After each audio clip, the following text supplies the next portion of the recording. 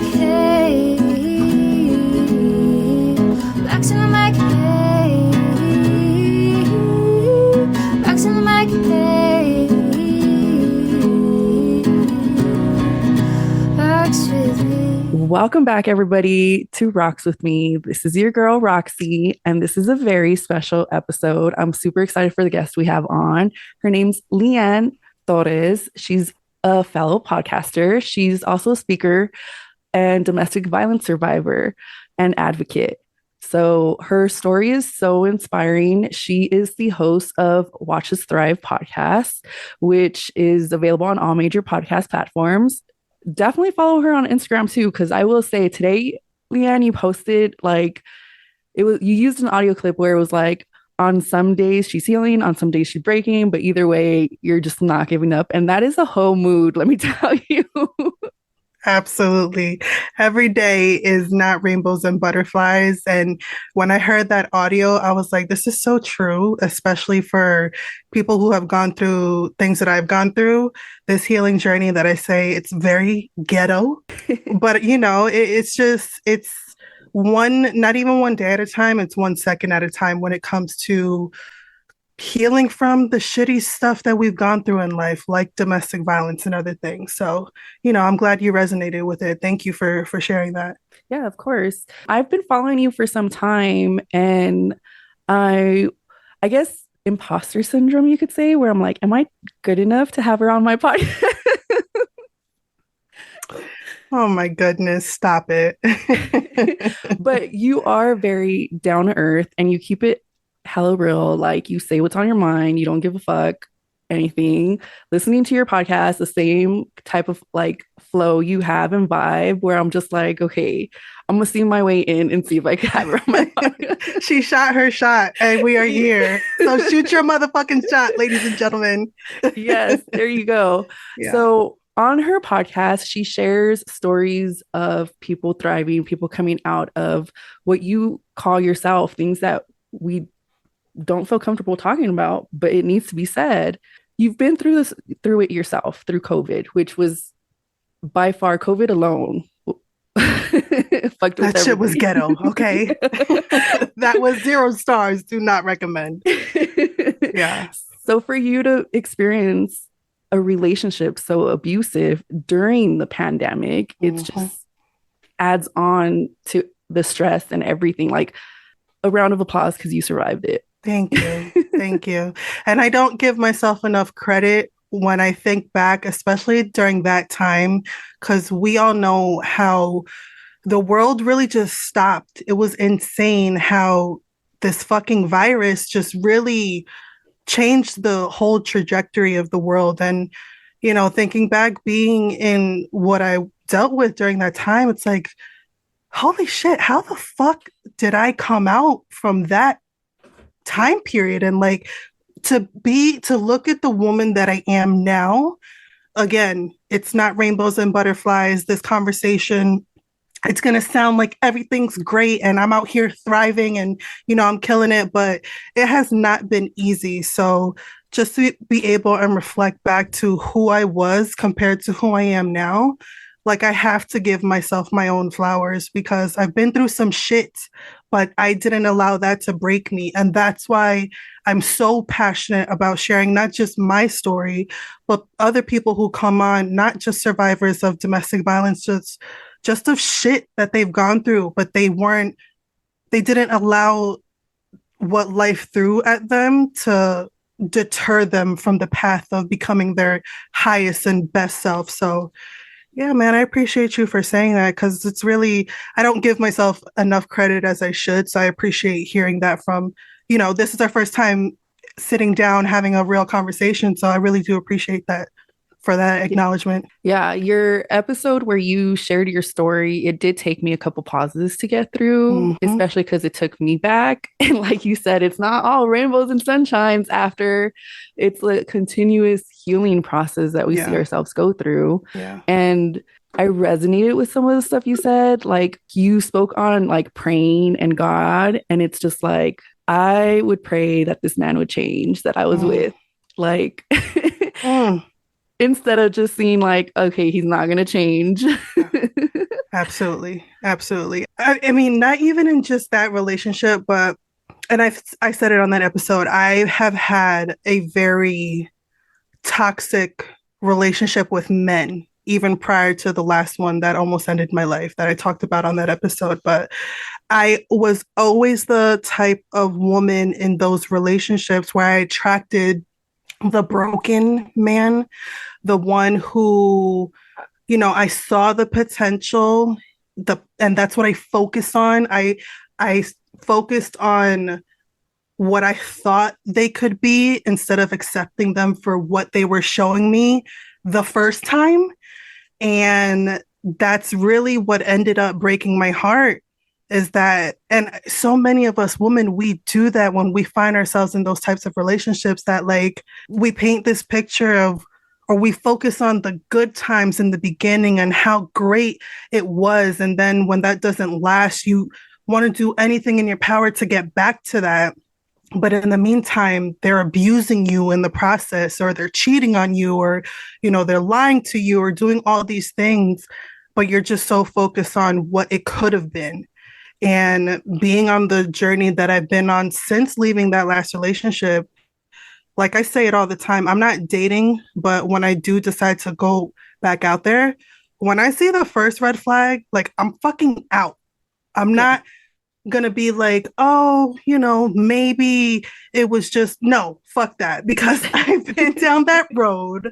I've seen where it can go. And I refuse to ever settle for less than what I know I deserve. But I didn't have that type of relationship with myself when I was in those relationships. And that's why the healing journey, it's so important, especially when you're dealing with these toxic and abusive relationships. You end up like when you don't love yourself or put yourself first, and you haven't gone through the healing process, you end up saying like, okay, well, this was my condition, but they're pushing it. Maybe let me just extend it a little bit because they need that little help. And Yeah. then later on, you have no boundaries, no Nope. conditions. You just take it as it is at that It's point. just a snowball of fuckery Yeah. that it turns into. Yep, absolutely. And I feel a lot like you're in it for so long that you're like, why should I give up now? Maybe because I mean, me with my competitive self, I saw myself like, why am I going to end this relationship for someone else to get the winnings, you know? Girl, let me tell you, I was with someone before that last relationship during COVID. I was with someone on and off for almost 9 years. So basically, the whole majority of my 20s, I was with this person. And I had that same mindset like, oh, we've been together for so long. We've known each other. We've been through so much shit. He has a relationship with my daughter. He knows my family. I know his family. Like, I was just so loyal to time. But the relationship was so fucking toxic. It was, oh my God, when I think back to it, it was one of the most toxic relationships I've ever been in. And in a few instances, it did get physically abusive on both ends. Like we both put our hands on each other. But, majority was definitely verbal abuse, cursing each other out, calling each other every name in the book, blocking, doing a lot of posting subliminal bullshit on social media, like just very petty, childish things. But I stayed with him for so long because of that commitment to, oh my God, we've been together for so long. I don't want someone else to have what I put in the work for, you know what I mean? But I'm miserable the entire time that we're together, but I refuse to give that up because I don't have a relationship with myself. I am codependent. I hate the thought of being alone. I have this fear of abandonment, this rejection wound, all of these things. And I played a role in my own suffering, and I talk Yeah. about that a lot on my podcast. I talk a lot about taking accountability and looking in the mirror and accepting the role that I played in these situations. Not that I asked for what happened, like the abuse that wasn't my fault, but there is something that was within me that I had to take responsibility over as to why was I staying in these types of relationships? Why did I feel like this was good enough? Why was this like the bare minimum for me that I'm going to accept? But that all comes with doing the inner work and the healing and going through these shitty experiences in order to hopefully grow from them. But it took me a while, girl. It took me a very long time. No, I believe it. And I mean, we could have you retell your story, but like your episode just says it all with that one. So, of course, I'm going to link your episode where you share your story to the show notes on this because I mean, obviously, trigger warning, but Very big trigger warning. I know you said it took you a while to get through it. It took a while for me to record it. I'll never forget. My hands were sweating. My feet were freezing cold. Like I had to pause, and I was actually putting it off recording that episode for the longest. But then I got to the point like I'm talking about this relationship in the very beginnings of my solo episodes.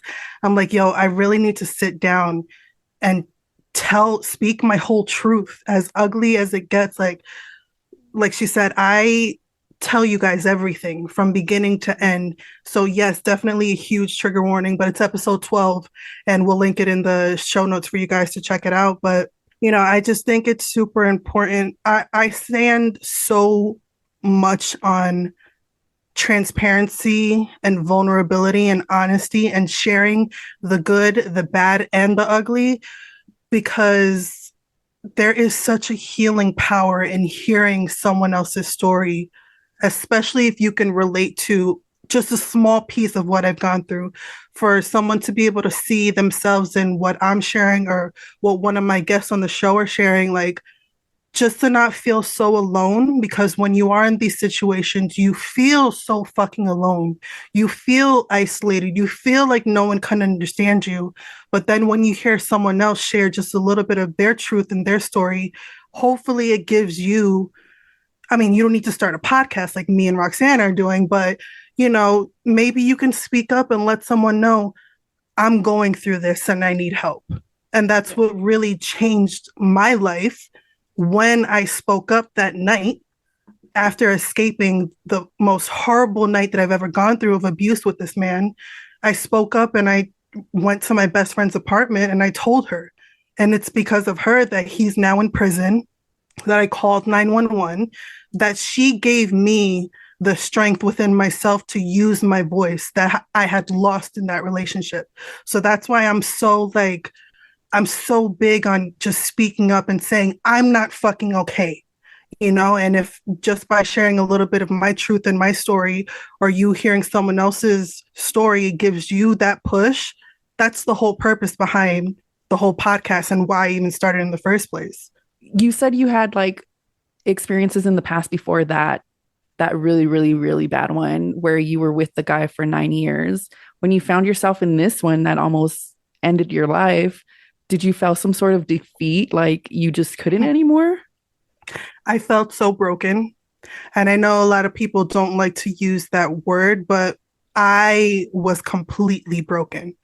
I didn't know who I was. I hit my hardest rock bottom moment, and I've gone through a few in my lifetime. I'm 35. I'm going to be 36 this year. So I've gone through some shit. I've seen some shit, and I've also put myself through some shit too, because again, accountability.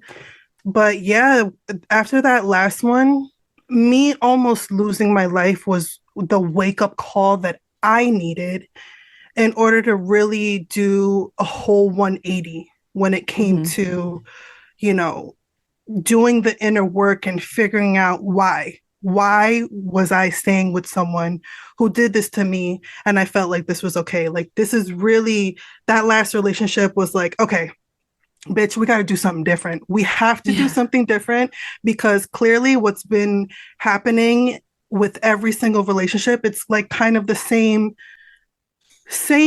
like demon, but like in a different body. You know what I mean? And like, I'm just attracting the same type of toxic bullshit. And I'm tired. I got sick and tired of my own shit. I got sick and tired of being like, yo, another failed relationship. Like, what the fuck? Yeah. What are we doing?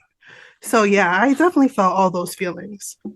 We don't realize that we're hugging them red flags instead of like running away from them. Hugging, girl. I'm like calling them in, like, come on. But accountability is very huge for someone who who struggles with that, what advice would you give them so that way they could take accountability in a loving way? Because I feel like that in a loving way is kind of what they probably need. Yeah, absolutely. I am the type of person, I respond more with tough love, not like you screaming and yelling in my face because that's a trigger for me. Don't Right. fucking yell and scream at me. But what worked for me was working with someone else. Going through something like domestic violence, an abusive relationship, and it doesn't need to just be physical abuse. I want to put that out there because a lot of people hear the word domestic violence and they automatically think, oh, she probably ended up in the hospital with a broken nose or a broken rib or a black eye or something.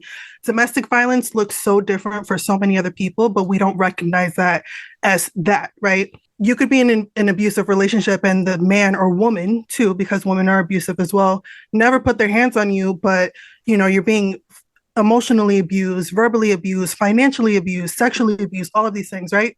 So let's just put that out there first and foremost. But me working with a professional, I worked with several life coaches. I worked with a therapist and I went to group therapy.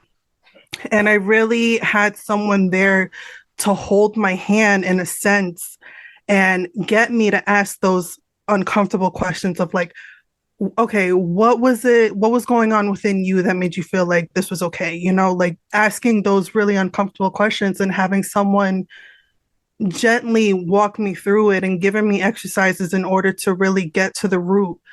But I would say that you don't need to do this alone. You don't need to feel like you have to take on this journey of healing from something so traumatic like that by yourself. And I say this all the time, like, I did not deserve what happened to me, but I have to take responsibility on what it was that I was choosing to deal with. Like the first time that he put his hands on me, that should have been the only time, but it wasn't, and I had to go through those experiences in order to become the woman that I am today. But I think it's so important for you to realize like there's probably some deep wounds within you that need to be worked on to figure out why are you choosing to stay in this type of relationship. And working with professionals can do that for you, whether it's a life coach, whether it's a therapist, whether it's whatever works for you. But yeah, it's really getting to the root of the why is where the healing really happens. Once you left, I mean, like you said, it's different for everybody. I had a life coach, I had a therapist, I had several therapists because I didn't vibe with them. Mm-hmm. But was there a time where you were kind of afraid to seek out that help after you had left? Like, did you feel like after you left, you had this, okay, I'm gone, the worst is over? Hell no, absolutely not. So let me paint the picture for you guys. I was living in Florida when this happened. The very next day after he almost killed me, my sister booked me a one-way ticket back home to New Jersey, which is where I'm at now. And in the process, I lost my car, I lost my job, I lost my apartment. I was on unemployment and the money ran out. So I was literally like broken, right? Mm-hmm. And there was still this fear because at that point he had not been caught by the police. They were out looking for him, but they couldn't find him. And there was this fear in me that like, oh my God, he's going to find me and he's going to try and finish what he started. So I remember in the very beginning when I first got back home, I completely disappeared. I deleted all of my social medias. I changed my phone number. Like you could not find me because I was just so terrified. I was afraid. I was like, yo, I almost died. Like, let's call it what it is. I almost died. And this man is out there. I don't know who he knows. I don't know what resources he has. I don't know. And I've seen how crazy he can be.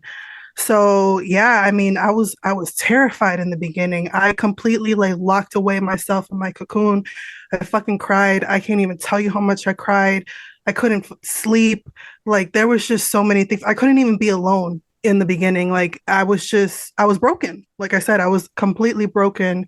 And it took a while for me to start feeling like, okay, now what? What am I gonna do now? And little by little, that's when the work started. That's when, shout out to my mom and my sister. If it wasn't for them, I would not be here. My mom actually hired my first life coach that I worked with, because, like I said, I didn't have any money. I had nothing. And she got me my first therapist. And at that point, I didn't have any insurance. And shout out to Dr. Lambert. I always shout him out when I can, because he took me on as a patient, knowing that I couldn't afford anything to pay to see him, but he knew my situation. And he was like, I'm going to see you for as long as you need me to help you through this. And it started with me speaking up and saying, I'm not fucking okay. And I don't know what to do. And leaning on that support that I know a lot of people don't have, or they take for granted, or you don't realize you have that until you're put in a life or death situation. But yeah, it has not been easy at all. But eventually, with doing the work and working with coaches and therapy and all of that, eventually I got to the point that I felt strong enough, in a sense, to start sharing my story publicly. And the first time I ever did that, I was going to college. I had went back to school, and I was in a class. If you guys are watching this, you guys can see the artwork in the background. I'm a very creative person. So I was going to school for digital marketing and just tapping into my creative side. And the end of the semester assignment was whatever we wanted to do.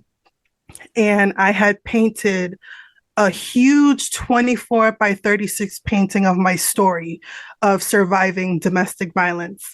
And the first time that I shared it publicly with strangers was during that class. And the reaction that I got from my classmates and from my professor, I got an A plus. I was so excited. But, you know, there were people crying, and, you know, some of the students came up to me at the end and they were like, oh my God, Lianne, I'm so sorry you went through that. It's so amazing to see like what you were able to put together out of something so ugly, so horrible.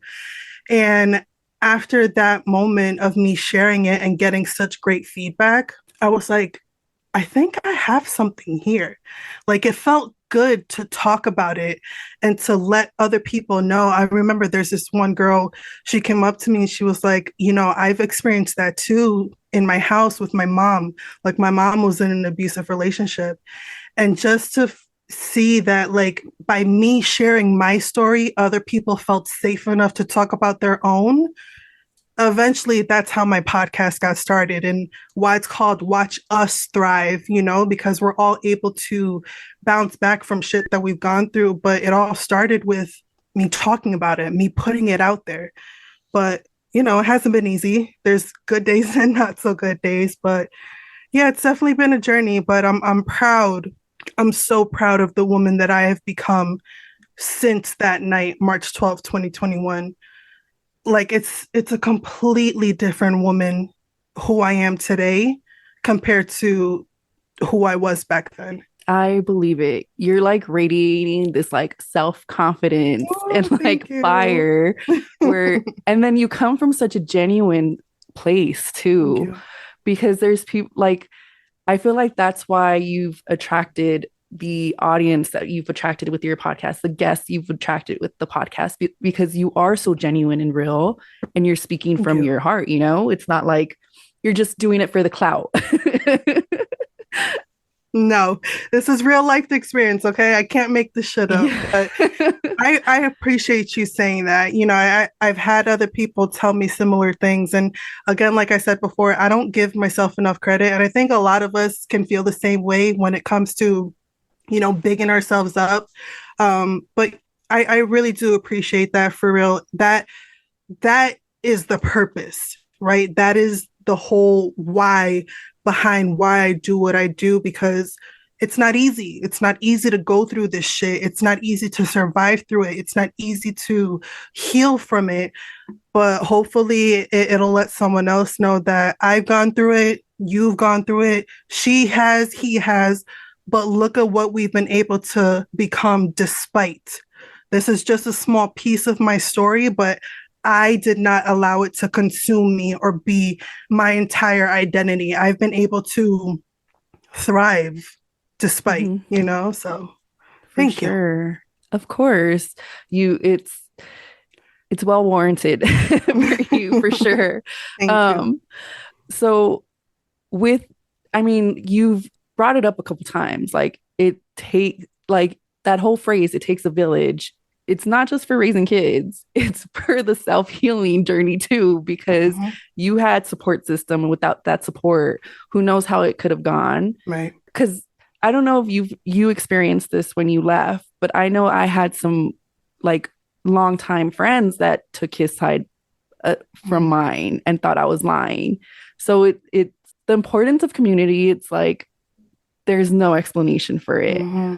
And you have that for someone that feels alone. I mean, I hear you on your podcast, hey, your DMs are open, you're here to talk, you could point them in the right resources. Yeah. So for someone who does feel like that, like isolation where they don't feel like they have that community, what do you have to say to them? Yeah. Fortunately for me, I have not had any negative feedback when it came to people not believing me or, dealing with his side. I completely cut off all contact with anyone who was associated with him, even though they did try to reach out to me in the beginning, which is why I changed my number because it was crazy. His baby mom was reaching out to me, his fucking brother, his cousin. It was like, no, we're not dealing with this. But I think we're so fortunate now in today's society that we have the internet at our disposal, and it's so easy now to find your tribe, your community, your people compared to, like, say, when our parents were growing up, right? So I think, first and foremost, if you have people in your immediate circle who are judging you, who are talking shit, who don't support you, like we said before, those boundaries are so important. Me, I'm quick to block a motherfucker. Like, if you are coming into my life to disrupt me, you're not going to have any access to me. So that's just me.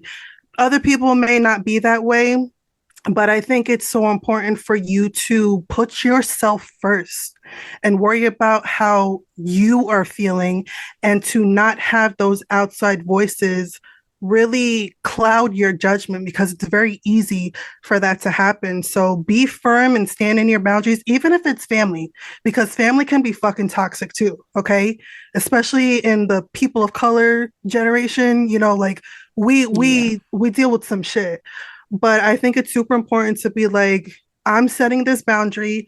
I'm working on me. And if you don't understand the assignment, then you got to fucking go. Period, point blank. Like, that's it. And then secondly, find those people, find those groups. I'm in a group coaching program that I actually just joined earlier this year because I was lacking that sisterhood. I didn't have, like-minded women, strangers that I don't know, but now I have beautiful friendships with. And I was yearning for that sisterhood, for people who are on the same wavelength as me or higher, and who are having those kind of conversations that I'm looking for. So I reached out, I asked, and I've been able to build such a beautiful community by speaking up and by being proactive in finding my tribe. So I think, like I said before, it's so easy for us to find these spaces. You just got to be intentional and look for it if you're really serious about doing the work and healing the wounds and finding people who are doing the same thing as you, or you're trying to aspire not really to be like, but you just want to put yourself in the same room, right? With people that you look up to. So there is community out there. And again, like Roxanne said, my DMs are always open. If you don't have anyone, I can be, someone who can guide you, or just to be someone for you to just vent. Sometimes you don't even need someone to respond. You just need someone to have a listening ear who understands where you've been through, because I've been through how you're feeling in that moment. But really, at the end of the day, and I'm gonna keep saying it, it's just using your voice and speaking up and asking for help. That's really the first step. Now, do you have any like self-care routines you find yourself doing just to keep your sanity? Yes, absolutely. So I've recently figured out that if I don't work out, my mental health goes to shit very quickly. And I say that because during the latter half of last year, I had stopped working out and my mental health really went down. I do suffer from PTSD, depression, and anxiety. So it gets really dark really quick in this mind of mine. But I realized that moving my body and lifting heavy things makes me happy. So I've been super intentional in making sure that I do some sort of exercise. That's what works for me. That's what makes me happy. That's what fills my cup up. And when I don't do it for a few days, I start to realize, like, oh shit, what are we doing? Because it's starting to get dark again. So for me, self care is prioritizing me by going to the gym, by resting. That's another thing that, especially for us Latinas, we weren't raised. Well, I'm not going to speak for everyone, but for me, I was not raised in a household that rest was accepted. If you woke up after 10 a.m., you're considered lazy and you need to get your shit together and fucking do something, especially on a Saturday. But, now I'm listening to my body. Like, I haven't gone to the gym for the past 2 days because I just felt tired. And I've gotten to the point that I don't feel guilty anymore for allowing myself to rest and allowing myself to take those breaks and being unapologetic as fuck about it. And another thing, again, is being in community and talking to other people, having these types of conversations. Doing this right now is filling my cup up so much that it makes me happy to be able to have real ass conversations and to be in the same room with someone like you who's on the same wavelength as me. Like, I just think back to the girl that I used to be, and I call her a girl because I was very immature compared to the woman that I am now. Like, it's amazing. I get emotional sometimes thinking about it, but it's like, yo, it's the fucking growth for me. Like, I'm here for Yes. it. Yes, of Yeah. course, for sure. Mhm. During your healing, did you find yourself having to heal like inner child or inner teen type of trauma Oh, that yeah. related to you finding yourself in those relationships? Absolutely. Absolutely. It takes me back to my teenage self. My childhood, it's weird because there's a lot of blocks for me. I don't remember a lot of things, and the only things that I do remember is the bad shit. But, thinking back to the teenage Leanne, I definitely dealt with bullying. I dealt with low confidence, low self-esteem. I started dating when I was 14 years old, and I'm a habitual relationship girl. So I've always had someone in my life until my last relationship where I was 32 years old. But yeah, there was definitely a lot of inner child. I want to say like around 12 to 14, like that age group sticks out for me because that was really a time in my life where I felt so shitty about myself and so like no confidence, no worth. And I feel like that's really where it started for me, of me starting to attract those really toxic, shitty types of relationships. And then when I met my daughter's father, I was 16 years old, and that was the beginning of like the bullshit that I dealt with. But yeah, it's definitely a lot deeper than just that last relationship.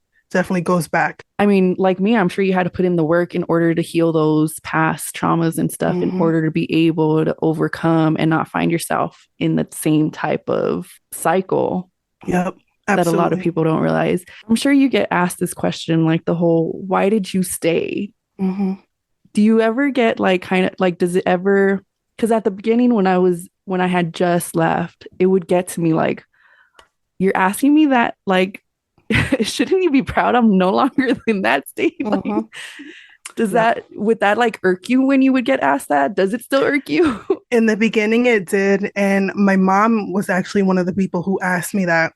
And that shit set me off because it felt like I was the one that was being blamed instead of why did he feel like it was okay for him to almost kill me? Like, that should be the question that you're asking, Yes. not why did you choose to stay or why didn't you just leave? And now, not so much, it doesn't bother me, but I think it's important for people on the outside, especially if you haven't personally gone through it yourself, or if you don't have someone close to you who's gone through it, you wouldn't understand how that question can really be off-putting to someone, especially in the beginning, who's gone through that. Like, that is not the question that you need to ask. Maybe later down the line, when she or he has done the healing, has asked that question to themselves, but I think it's super important to just try to be understanding and stop putting, I don't want to really say the blame, but stop putting the blame on the victim who's dealt with the abuse, and really change it to the other person who's causing the harm. Like, I didn't just one day pick up and be like, you know what? I think I want him to beat the shit out of me. Like, I think I want to deal with that today. You know what I mean? Like, that's not the mindset that I had. And especially when you're coming out of it, there's so much fear, there's so much shame, there's so much embarrassment. And that's really why we don't speak up and talk about it, because we're feeling all those feelings. And then for someone on the outside to like be throwing that judgment and that shame onto us, that's just going to make us shut down and not even want to speak up or say anything. So I think it's super important for people to be mindful of, be careful what you say and how you say it, even if it's not coming, even if you're not trying to do it in a malicious way.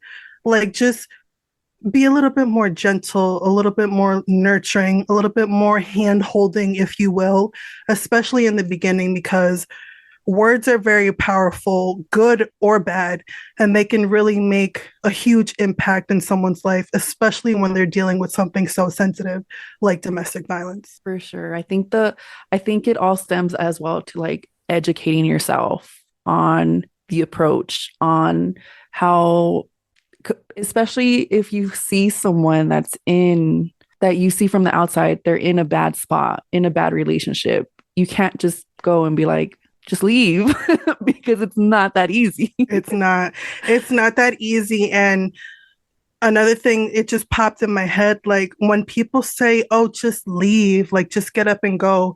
Yo, if you're married to this person, it is not fucking easy. If you have kids with this person, please, we know how ghetto the legal system is when it comes to domestic violence victims.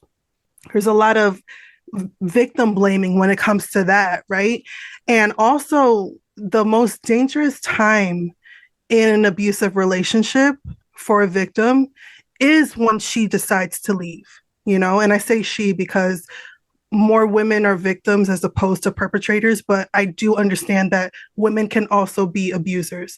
But for the context of this conversation, it's the most dangerous time for when she decides to leave, because when it comes to, the person doing the abuse, it's all about power and control. And once the victim gets the strength within themselves to leave, that person is going to do whatever the fuck they can in order to maintain that power and that control. So that's when the stalking happens. That's when the harassment happens. That's when the abuse can get to the point that he can kill you. And we've seen it time and time and time again on the news headlines of like, when she decided to leave is when she died. Right? So you saying, not you personally, but in general, oh, just get up and leave. It's not that fucking easy. It's really not. And you wouldn't understand it if you haven't lived through it, and That's right. I'm grateful to God that I was able to leave when I did, because I know if I didn't listen to that inner voice or that angel, whoever it was that told me in that moment, if you don't get the fuck out of this apartment now, you're not going to make it. It's because of that I decided this is it for me. But it's not that simple of just getting up and leaving. Like, you have to have some sort of plan, especially, like I said, if you're married to them or you got kids or you share, properties together. It's not just that simple as just getting up and going. With you doing it through COVID speaks volumes. I mean, and it's once you go through it, you have this set mentality where you think about that type of situation when things happen. Like I know you had made a post when they were testing the emergency broadcast services and was going to ping all the phones and stuff. And it's like those that have a burner phone and stuff like Yeah. that, like they needed to make sure it was off if they were Mm-hmm. in the process of planning an escape and stuff. And Yeah. like the first thing I thought of, because my freedom anniversary is in 2015, December 26th, when COVID happened, the first thing I thought of was like those people that are trapped in the same home with their abusers no longer, they probably don't even see the like light at the end of the tunnel at that point Yeah. because of how everything just locked down Yep.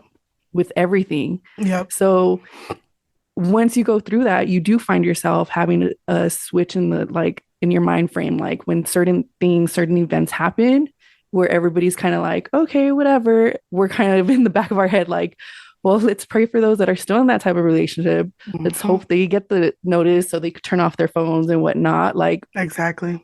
so I appreciate you having your platform. And because I mean, I do share my story. I do share posts and all that during the month of October because it's Domestic Violence Awareness Month. Mm-hmm. But you doing it all year round is like, I am so happy you do. Mm-hmm. Yeah. Because it's not just something that happens in October. No. And I love that we do have a month that's broadcasting it and putting it in each other's faces, and we're talking about it and we're having events and all of these things, wearing colors and all that shit. I love that. That's great. But domestic violence is something that is not going to go away, unfortunately. It's something that people deal with on a daily basis. We know the numbers. 1 in 3 women, and I believe 1 in 7 men will be a victim of domestic violence in their lifetime. You have 2 people right here who have gone through it. Our stories may be different, but it's something that is happening all the time. And me surviving it and being able to come out of it, I'm going to use my story. I'm going to use my purpose to let other people know you are not alone in this situation, because I felt so alone in my situation. And it wasn't until I started talking about it over and over and over that people were hitting me up, people that I knew from fucking childhood, that I went to high school with, that I hadn't spoken to in like over a decade, sliding in my DM and telling me, oh my God, I went through that too. So it's like, I'm going to scream about this until I can't anymore, because it's something that, like you said, this shit is happening year round. It's not just 1 month for 31 days. Yes, I love that we have that, but we have to take away the stigma of, oh, we can't talk about that because that's a private matter. That what happens behind their closed doors, that's their relationship. That ain't got nothing to do with me. No, that is the fucking problem. And that is perpetuating the abuse by you minding your business and not speaking up. And that's allowing the person to continue feeling like, yo, I can't talk about it because this is too personal, or no one's going to be able to understand me. No, fuck that. I survived what I went through for a reason, so I'm going to talk about it to hopefully continue the conversation like me and you are having right now, and allowing someone to be like, you know what? I'm going to fucking speak up and I'm going to share my story. And I'm going to talk about this shit 365 days a year, 25/8. Okay, not even 24/7, 25/8. But yeah, man, this is something that it needs way more attention, and it needs way more eyes and ears. And I truly believe in us using our voices and speaking up. That is how the change can happen. That's how we can normalize that this shit is not normal. What we went through is not normal, and we need to talk about it. And then October, as we all know, it's also Breast Cancer Awareness Month. And that kind of takes the whole spotlight off of the domestic violence awareness, where it's like people like you and I, we're putting it out there. It's not that we're trying to say like, okay, breast cancer isn't that big. No, it's that we're trying to show like, hello, we're here too. Yeah, exactly. Yep. Yeah. So definitely shout it out because it doesn't get said enough. And it's it's crazy because yeah, I've shared my story and all, but it took me some time to realize I could search on Instagram for other accounts that do it. I could search here and there instead of just, the hotline.org, which is the national domestic violence like hotline and stuff. Hmm. Like there's other groups and blogs and podcasts and stuff like that that do talk about it Yep. and give you a safe space to like listen and like express what you're going through too. Yep. So I thank you for opening up your platform for survivors and for listeners to hear you, to hear stories that hopefully inspire them to put that one foot out the door and start that process. Yes, absolutely. Thank you. Do you have any advice, any last minute thing you want to say to like those that find themselves in that situation? Because you made a comment that domestic violence isn't just physical, it's emotional, it's financial, it's it's more than just the bruises that you could see physically. Yep. Like, yes, I had physical abuse on top of emotional abuse, but what I realized is when I recorded myself saying my story, which came out in my podcast, when I heard it back when I was editing, I didn't talk about the physical abuse.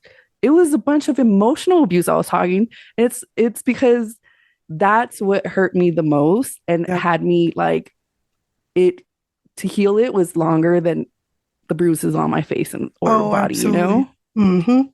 So for those that find themselves in a relationship that's toxic, a domestic violence relationship, whether it be abusive, emotional, what words do you have to say to them? I feel like if you have that feeling that something is off or if you're not happy, you need to listen to that feeling. And I say that because before the physical abuse happened in my relationship, it was a short lived relationship. We were only together for 10 months. And the physical abuse didn't happen until the last month of the relationship. But it started off with him verbally abusing me and emotionally manipulating me. And that's usually how it starts off in these types of relationships, right? He would curse me out, he would raise his voice, he would throw things, he would cheat on me, which is very abusive. And I don't care what anyone says, cheating is a form of abuse. And progressively, it got worse and worse and worse. And I was ignoring the signs. There was one point in time in that relationship where every single day I woke up physically nauseous and it had that anxious feeling. And that was my body telling me, like, yo, this is not right. Like, this situation that you're in is not right. What did I do? I ignored it. I pretended like it wasn't there. I kept dealing with the bullshit. And eventually, the abuse became physical. So, my piece of advice is you have that intuition, you have that gut feeling, you have this inner knowing. Us women, especially, we call it that female intuition. You need to listen to it because that is your body telling you that something isn't right, that something needs to change, that something needs to shift. Listen to that feeling because it's showing up every single day for a reason. And I wish I would have listened to my own inner voice. And I didn't listen to it until that night that I escaped. My second piece of advice: no relationship is worth your sanity. No amount of love or how good the sex is, because that's something else that us women, we become dickmatized and we just stay because I've never had sex so great with someone. The dick is so toxic, but no, fuck that. Okay. There's no amount of quote unquote love or anything that's worth you really losing yourself. Right. And I think it's so important for us women to nurture the relationship that we have with ourselves and to really get to know who we are. Because when we know who the fuck we are, we set the standard of what we will and will not allow in our lives. And to the woman that I am now, I will never again settle for the bullshit that I dealt with before. But it took for me to go through the shit that I went through in order to become who I am now. So love yourself enough to walk away. Listen to that intuition. If something is not right, if something doesn't feel right, it's because it's not. And stop letting someone's dusty ass son stress you the fuck out because it's not worth it. Like, it's not fucking worth it. No man in the world is worth you losing yourself. And there is going to be the right person out there for you. But in order for you to really find that one, first, you got to do that shit for yourself. You got to do that inner work for yourself. You got to learn to love yourself. You got to learn how to trust yourself. You got to weed out all the bullshit, set those boundaries. Everything starts and ends with you. And you need to love yourself enough to know that I'm not dealing with this shit anymore. And it's not going to be easy. Okay, I want to put that out there. There's going to be times where you miss him. There's going to be times where you're just focused on the good, but don't let the small amounts of good outweigh the horrible shit that you dealt with, and let that like completely block off you not walking away from a situation that you know is not good for you. I feel like we all know, we just choose not to listen to it until it gets to the point that we have to. So yeah, I hope that answered the question. That did, and that also gave like a little advice to those that left, not to look back and think on the good things. Like, no, you left, stay gone. You left for a reason. Yes. So stand on that. And no contact. Go no contact too. Like, when you leave, don't leave a little door open. Don't let him, be liking your stories and then he slides in the DM and then he texts you. No, fuck that. When I broke up with the 9-year-long relationship, I blocked him. I blocked his mom, his sister, every single friend that I knew through him. Like, I cut off everybody because once I was done, I was done. And I didn't want to have any open window of like any possibility of going back to that, because no, I refuse to deal with that shit again. So please, y'all, go no fucking contact. It's going to be hard. But you have to love yourself enough to be like, nah, I'm not dealing with this shit anymore. Yep, exactly. And if you feel like picking up the phone and drunk dialing them or drunk texting, nope, just pick up Instagram and you better slide in my DM. Yeah, I was just gonna say. Yep. We'll take that drunk text instead Real of you quick. going back. I will talk you off the ledge, sis. I got you. For sure. Now, I do on Spotify, I have a playlist with a bunch of songs I put and a bunch of songs that my guests, recommend to listen to and stuff. I have from like Ice Cube to Alicia Keys up on there. Like, so is there one song that gets you in that like mood where just like you feel good after listening to? I don't have a song. I have an album. Okay. I have the whole album. The whole album, I'm telling you. And it's Beyonce's Renaissance album. That album, I've listened to it so many times, but I will listen to it from front to back with no skips, especially when I'm at the gym working out. Like, I feel like the baddest bitch in the world after listening to that, because it's just like, Beyonce is one of the greats. Some people love her, some people hate her. She's a fellow Virgo. I'm a Virgo. Like, that's Queen B right there for me. But just listening to her words and her story and knowing what she's gone through, and despite the setbacks that she's gone through, that she's out here thriving, living her best life and giving others that push to like be the baddest bitch that you can be. The Renaissance album for me, that's like one of my tops that I play constantly. I can't wait for like part 2 and 3. She needs to stop playing and drop them already. But yeah, that whole album for me does it. I don't think I've listened to the entire album. Like, oh, girl, straight. You missing out. You missing out. It is a vibe. Well, I'm about to put the whole album on the playlist on Spotify. Yes. Do it. You will not regret it. But I appreciate you taking the time to talk to me, coming on my podcast. I'm low-key fangirling over here. I want you on my podcast. I didn't know you were a survivor as well. So I would love to have you come on and share your own story because look at you now, sis. You got a whole podcast talking about your thing. So let's do it. We'll chat offline about that. Yes, I'm down. Thank you. So down. Thank you so much. I'm like that introvert kind of extrovert person. Like, I'm only like talkative and outgoing with certain people. Mm-hmm. but Yep. we're vibing. So yeah, for Yes. sure. Yes. New friendship here. Yeah. But I do also want to shout out your artwork in the back because Thank you. it is amazing. Yes. Thank you so much. Do you sell them? I used to, funny enough, when I was in that abusive relationship, I did have a painting business. I actually painted this one while I was with him, this Buddha one, and then that um everything's fucking backwards for me. That one too. Um, I haven't really tapped into that side, that creative side of me since I got back in 2021. But I don't know, maybe we'll see. Well, if you do, I'm down to commission a piece because Yes. you see I have different artwork from different And I people. see you have shout out to Sandra. I see some of her work on there. Yes. You go. Yes. Yeah. This one I bought and this one was a gift. Mhm. She's incredible. Yeah. Y'all gotta follow her. Hola Lucia Diaz on Instagram. She's fucking incredible. Yes. Yeah. And then she has her own podcast too, which Mhm. she has some like amazing badass mujeres on. Yes. So for Yes. sure. So Absolutely.